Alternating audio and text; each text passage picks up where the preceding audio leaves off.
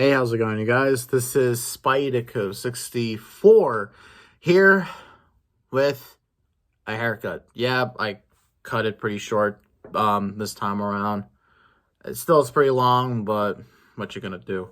So, in today's video, I am here to review, I guess, Marvel Studios' new film, and that is Ant-Man and the Wasp: Quantumania. And yeah, I immediately forgot about this movie pretty much after I watched it. Yeah, that's pretty much how it pretty much went. Yeah, I totally forgot about it.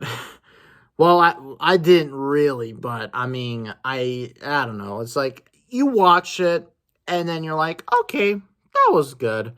However, though, you just don't really think much about it and all that sort of stuff, and you just basically just go on with your day. And that's basically what happened to me and such. But we're going to talk about this movie. First of all, this movie has currently right now the worst Rotten Tomatoes score, I think, out of any Marvel, movie and such. So, I really am wondering, why is this light moving? I have no idea why that's moving, but anyways, talk about this movie here. It has the worst Rotten Tomatoes score. It's basically there with the Eternals as one of the worst scored MCU movies and all that sort of stuff. Now, is it bad as that Rotten Tomatoes score has presented with? No, it's not. However, though, this movie is really on par, I think, with some of the more recent films we've been getting, especially from Phase 4, and now this is considered to be the start of Phase 5, which I still don't believe. It doesn't really feel the same. It just really doesn't feel different, It feels the same, which, it's not a good thing if you can't differentiate between the different phases, and all that sort of stuff. But anyhow, I'll talk about this movie here once again. Like, it wasn't bad, but it wasn't great at the exact same time either. So first of all, I want to talk about the good stuff in this movie. What did I like?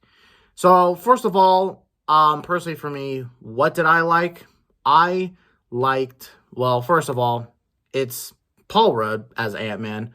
Paul Rudd as Ant-Man, I know that very much people may not like the films, especially maybe the first movie, which I still liked personally to this day, and maybe even to an extent, the second movie, which people often regarded as one of the worser MCU films, which I disagree with. However, though, Paul Rudd as Ant-Man, he's still great. That ultimately was just the best part of this movie. And then the second best part, and really I think the biggest shiny moment, has to go to Jonathan Majors as Kang the Conqueror. Now, Kang the Conqueror, or I guess Jonathan Majors, has played Kang before. He was first introduced in season 2, or season 1 of Loki, excuse me. We'll talk a little bit about that here in a bit. But however, though, so yeah, Kang the Conqueror is in this film, and yeah, he was a really good villain. However, though, there's some things about him that, well, I'll talk about here in a little bit here, but let's just go over this film. Let's just now go over the bad. So there are quite a bit of bad. So let's first kind of talk about, well, I guess maybe mainly sort of the writing and really also sort of the pacing and all that sort of stuff. This film was really fast-paced. Like, for me, it felt really fast-paced. Like, it's just, oh, we got to go to this place, and then we got to go to another place, and all that sort of stuff. And I don't know, it felt weird that they were going straight into the quantum realm straight away. And one other thing I will give to this movie here, too, is that, as well, they really are, is that this film is really interested in the quantum realm. I think, really, for a lot of people, they wanted to see the quantum realm fully shown or fully fleshed out. And that's one thing that I thought was really cool. Ant-Man doesn't spend a lot of time and hardly any time in San Francisco one bit. And what's kind of unfortunate here is that some of those characters from San Francisco actually did not make an appearance. Luis doesn't even make an appearance and all that sort of stuff. Like, most of those characters weren't even in this film. The only characters that show up from the previous films, not counting the new actress who plays older Cassie, is of course, Scott, Hope, Janet, and then of course, Hank Pym. All those characters, all that sort of stuff. It's really weird, really kind of weird. Yeah, for me, the pacing just felt really, really fast, and I don't really understand. And I don't know, that I felt like just it needed a time just to really kind of stop and have more slower moments in the film and all that sort of stuff. Like, I really think that should have been done. Visual effects in this flick, honestly, it was hit or miss here in between. I like the design on Kang's, his basically, when they go to Kane's, like, let's just call it his palace. That looked pretty cool, but everywhere else in the quantum realm just really did feel like it was pretty cheap, and honestly, I just didn't like the look of that. I guess now time to talk about, I think, maybe the worst part of this movie, which was kind of MODOK. Oh yeah, so MODOK, for any of you who do not know who he is, MODOK. Let's talk a little about him. So MODOK is one of the villains in this movie. Now, in case if any of you know the Marvel Comics, you will, of course, know that MODOK is basically the big-ass head with the baby arms and the baby legs, mechanized organism designed only for killing. It's an acronym and all that sort of stuff. And he's one of the more goofier-looking Marvel characters and all that sort of stuff. And I was initially very ecstatic I was initially pretty hyped. Or not hyped, I wouldn't that say. I was interested to see how they would do MODOK, because honestly, MODOK is kind of a personal favorite Marvel villain character for me, just because, I don't know, the character just looks so ridiculous that it's just great and all that sort of stuff, However, though, in this film, now, I don't mind the idea of him being Darren Cross, Yellow Jacket from the first movie. I don't mind that at all, that basically he becomes MODOK. However, though, I don't know. I feel I'm very conflicted about MODOK. You see, kind of for a lot of people who have not seen MODOK, they're probably like, what the fuck is this big old head doing in this movie and all that sort of stuff? And honestly, I really only think you really can't do MODOK in a film like this. I mean, for this film, it makes sense because this film, honestly, doesn't really take itself way too seriously. And honestly, you could put MODOK there just for funsies and all that sort of stuff. So, yeah, but that's just one other thing, too. And I guess some of the biggest issues with this film here, too, is, well, it comes down really to 2 points, in my opinion. 2 big points. And that is sort of really, I gotta really say this. I'm gonna go on a rant here, and that is, okay, so, and this is a very big spoiler portion of the film. So, if you have not seen the film, go off and have to watch it, and you're gonna understand what I feel. So, throughout the film, Janet Van Dyne, who was trapped in the quantum realm, we all know, for at least 30 so years, doesn't like talking about the quantum realm, which at first you think, oh, it's because, maybe she doesn't want to talk about it because, PTSD, it's a very weird world, and hell, maybe she almost died there and all that sort of stuff, and maybe she lost, hope and all that sort of stuff. However, though, it's explained in this film here, however, that she basically helped Kang the Conqueror build his advanced ship, and once she figured out who Kang the Conqueror was, she then, was basically, she didn't want to, she basically was wanting to prevent him from escaping the quantum realm and all that sort of stuff. Now, maybe I can understand that, yeah, she probably doesn't want to talk about that, and all that sort of stuff. However, though, it's fucking annoying when the characters are literally like, just tell us about what happened in the quantum realm. Because this important is very, very, very important. Like, god damn it, very important. Like, you kind of would think, I don't know, maybe at the end of this film, after that whole entire thing, maybe Scott can maybe, I don't know, talk or hook up to another Avenger, basically telling him, oh yeah, we encountered this guy named Kang the Conqueror and all that sort of stuff. Do you think there's a Kang the Conqueror in this universe? Which I don't really know which variant of Kang that is. I don't know if it's from the main 616 universe, because he's from the 31st century and all that sort of shit. But the biggest problem I have for me is just that the reason why Janet Van Dyne didn't want to fucking tell Hank, Hope, or even Scott about Kang the Conqueror was because, oh, I was trying to protect you. I fucking hate that shit. I fucking hate that shit when people say that. Like, honestly, that's big narcissism right there. God damn it. It's like, who are you protecting? No, you're protecting no one. You're basically just trying to ignore your past and all this sort of fucking shit and whatnot sort of have you. And hell, they probably would not have gone down into the quantum realm if Cassie Lang did not build that quantum portal. It's just so fucking stupid, and I absolutely just hate it. I just hate that. I just don't. God damn it, Janet Van Dyne is not even a fucking hero. She's not a fucking hero. Like, well, I don't know. It's just, I just hate that. And also another thing I also fucking hate here too. What is it with fucking smart-ass 15-year-olds that can probably go off to fucking MIT? Like, no, seriously, get this shit. Get this shit right here. Last movie, we had a 15-year-old who built a fucking Iron Man suit, and I just fucking hate these smart-ass kids, prodigies, storylines, and all that sort of stuff. I just hate them. They all just blend in together.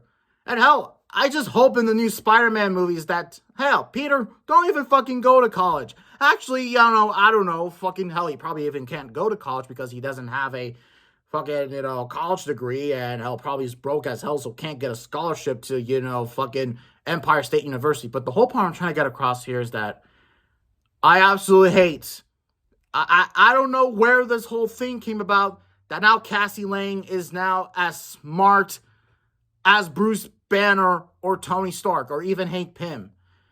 It made sense. Just get this.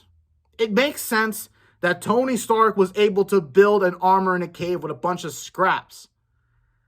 And this is a fictional universe, and it doesn't make sense that a fucking 15-year-old girl can build a portal or a radio signal to the fucking quantum realm. Now, I'm pretty sure a lot of people are going to say, oh, well, she probably had help from Hank Pym and all that sort of stuff.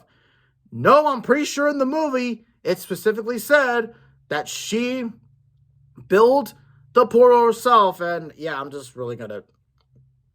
to end it right there. I'm going to end that rant right there. So yeah, there's just moments in this movie where I just have to roll my eyes at, and I just kind of just have to say this. The biggest offense of this movie really kind of has to go with Kang the Conqueror also here too. Now, Kang is a very powerful villain in the Marvel Universe. A very powerful villain. Hell, the smartest and probably strongest villain in the Marvel Universe. Hell, he's probably up there. He's one of my favorite Marvel villains out there. Alongside with, Doctor Doom, Galactus, Apocalypse. We're talking about the comics here, not that fucking shit that Oscar Isaac did back in 2016. But the fact that Kang was so easily defeated, I just don't know how to feel like. I just don't know how to feel that Kang was easily defeated. Now, yes, I know he has other variants. However, though, it's just like I would have loved to see this version of Kang, actually become the Kang that the Avengers probably have to fight against in a future movie. Yeah, like in Avengers 5. Isn't Avengers 5 called the Kang Dynasty? And then there's another one called Secret Wars. I really need to remind myself which ones are which, but I just don't like the fact that he was so defeated just by Ant-Man. Ant-Man of all people. and all that sort of stuff. Now, like, honestly, I was going into this movie thinking Ant-Man can't possibly beat him. He has to do something that can at least stop Kane from escaping the quantum realm. Hell, I really would have rathered, and this is really what would have made things even bigger, and that is Ant-Man, a.k.a. Scott, sacrifices himself so the rest of his family sacrifices himself. He basically has, Cassie, and hell, maybe even Hope. But these two characters sacrifice themselves to keep Kane the Conqueror at bay. And then, basically for Cassie to, try to live a normal life and all that sort of stuff. And one thing I also like about this movie is Scott Lang as a dad.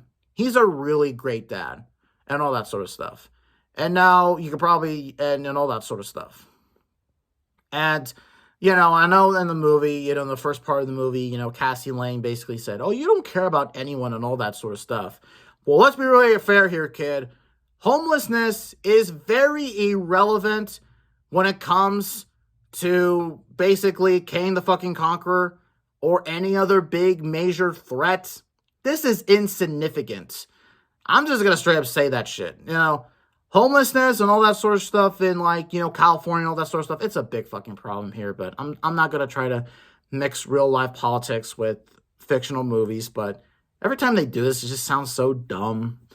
Yeah, hey, Cassie, some fucking ginger kid tried to do that. And she killed a lot of people. And Captain America, for some reason, was trying to, convince her. Falcon Winter Soldier was such a dumb fucking show.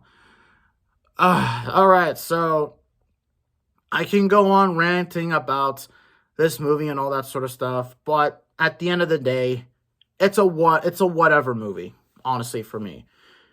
Now, talking about all the three Ant-Man films together, the first one is still the best. I have no idea why. It just is. The first movie is just the superior movie. Ant-Man and the Wasp was, I think, the funniest out of all the Ant-Man movies. This one, however, though, it was the weakest. It's the weakest, and also just, there's just no stakes whatsoever here. However, though, I don't think it's bad. I'm just going to say this. This is what Thor Love and Thunder probably should have been. However, though, Thor Love and Thunder was just a big, disjointed movie that just ruined the Thor character. This doesn't ruin the Ant-Man character at all. However, though, I would have loved if there was some actual stakes in this movie.